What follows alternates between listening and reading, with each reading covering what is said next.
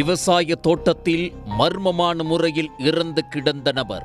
இயற்கை மரணம் என நினைத்த உறவினர்களுக்கு காத்திருந்த அதிர்ச்சி. சொந்த மகனே தந்தையை கொன்றுவிட்டு நாடகமாடியதன் பரபரப்பு பின்னணி என்ன? திருவண்ணாமலை மாவட்டம் ஆரணி அருகே உள்ள ஏந்துவாம்பாடி கிராமத்தைச் சேர்ந்தவர் விவசாயி சிவக்குமார். இவருக்கு திருமணமாகி கல்பனா என்ற மனைவியும், குகன் மற்றும் மதன் என்ற 2 மகன்களும், ஹரிணி என்ற மகளும் உள்ளனர். முதல் மகன் குகன் பெங்களூருவில் தங்கி வேலை பார்த்து வந்துள்ளார். இதனிடையே சிவக்குமாருக்கும் அவரது மனைவி கல்பனாவுக்கும் இடையே கருத்து வேறுபாடு ஏற்பட்டுள்ளது. இதன் காரணமாக கணவனை பிரிந்த கல்பனா பெங்களூருவில் வசிக்கும் மகன் குகனுடன் சென்று விட்டார். இளைய மகன் மதன் மற்றும் மகள் ஹரிணி மட்டுமே ஆரணியில் தந்தையுடன் வசித்து வந்துள்ளனர்.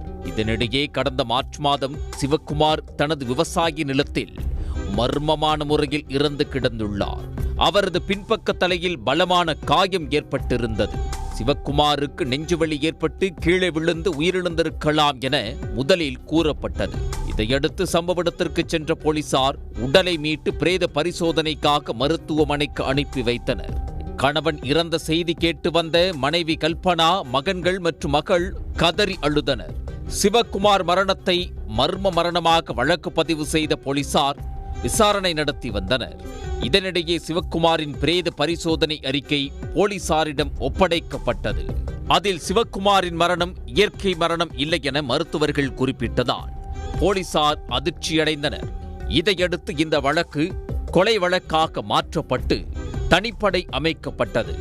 பிரேத பரிசோதனை அறிக்கையில் சிவக்குமார் உடலில் தாக்குதலுக்கான காயங்கள் இருந்துள்ளது. இதனால் அவர் தாக்குதலுக்கு ஆளாக்கப்பட்டு பின்னர் கொலை செய்யப்பட்டது தெரிய வந்தது.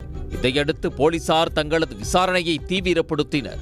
சிவக்குமாருக்கு வேறு யாருடனாவது முன்விரோதம் உள்ளதா என அவரது குடும்பத்தினர் மற்றும் அந்த பகுதி மக்களிடம் போலீசார் விசாரணை நடத்தினர்.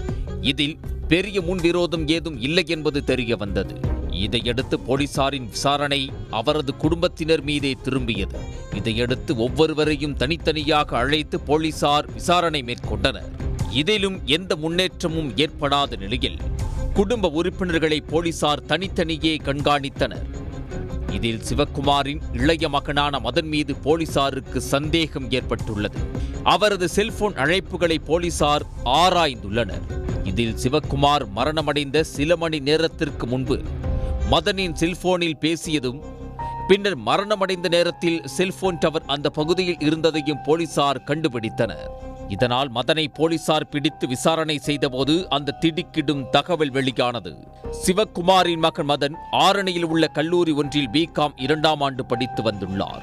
கடந்த மார்ச் மாதம் 23ஆம் தேதி தனது விவசாய தோட்டத்தில் சிவக்குமார் வேலை செய்து கொண்டிருந்த போது அங்கு மதன் சென்றுள்ளார். அப்போது தனது கல்லூரி படிப்பிற்காக பணம் வேண்டும் என தந்தை சிவக்குமாரிடம் மதன் கேட்டதாக தெரிகிறது.